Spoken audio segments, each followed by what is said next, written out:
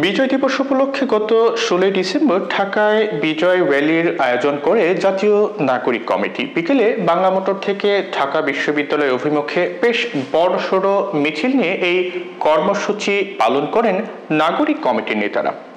এর আগে নাগরিক কমিটির পক্ষ থেকে ছোট আকারে বিভিন্ন কর্মসূচি পালন করা হলেও খটা করে শোডাউন দেখা যায়নি। বিজয় র্যালিতে দেখা যায় যে ঢাকার বিভিন্ন থানা থেকে সংগঠনের ব্যানার নিয়ে সদস্যরা উপস্থিত হয়েছেন। এছাড়া ঢাকার বাইরের বিভিন্ন জেলা, উপজেলা, থানা থেকেও ঢাকার র্যালিতে যোগ দিয়েছেন অনেকেই। এসব তথ্য তুলে ধরে একটি প্রতিবেদন প্রকাশ করেছে বিবিসি বাংলা। প্রতিবেদনে বলা হয় যে জাতীয় নাগরিক কমিটির এই কর্মসূচি রাজনীতির মঞ্চে বেশ তাৎপর্যপূর্ণ, কারণ গত 5 আগস্ট বাংলাদেশে ছাত্র জনতার অভ্যুত্থান সফল হওয়ার পর থেকেই আন্দোলনের নেতারা নতুন যে রাজনৈতিক দলের কথা বলে আসছেন তার প্রস্তুতি চলছে নাগরিক কমিটির অধীনে, যেখানে বৈষম্য বিরোধী ছাত্র আন্দোলনও ভূমিকা রাখছে। নাগরিক কমিটি বলছে যে বিজয় র্যালি সহ ধারাবাহিক এরকম কর্মসূচি সামনে আরও আছে।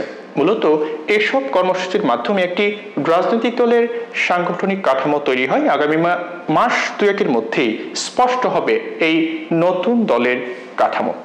কিন্তু বাংলাদেশে যখন আরেকটি জাতীয় নির্বাচনের সম্ভাব্য সময় ঘোষিত হয়ে গেছে, তখন আন্দোলনের নেতাদের নতুন দলের প্রস্তুতি বাস্তবে কতটা এগিয়েছে, এই দলে কারা থাকবেন, দলের নীতি আদর্শ কি হবে, সেসব নিয়ে প্রশ্ন উঠছে।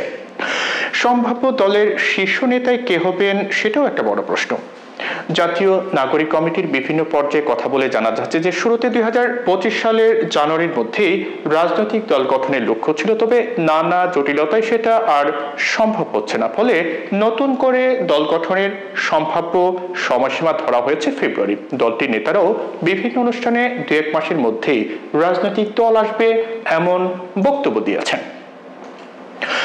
জাতীয় নাগরিক কমিটির নেতারা আশাবাদী যে তৃণমূল পর্যন্ত বিস্তৃত একটি বড় রাজনৈতিক দলের আত্মপ্রকাশের ব্যাপারে, যেখানে মূল ভূমিকায় থাকবে তারা, পাশাপাশি সেই দলে ভূমিকা থাকবে বৈষম্য বিরোধী ছাত্র আন্দোলনেরও। কিন্তু বাংলাদেশে নতুন একটা রাজনৈতিক দলের সম্ভাবনা কতটা?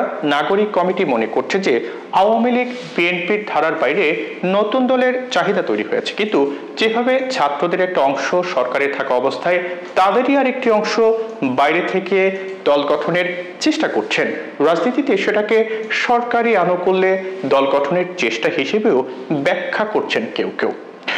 এছাড়া সম্ভাব্য নতুন দলটিকে গুছিয়ে ওঠার সুযোগ দিতে নির্বাচনে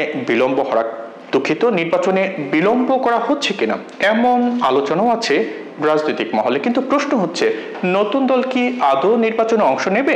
নিলে তাদের উদ্দেশ্য কি?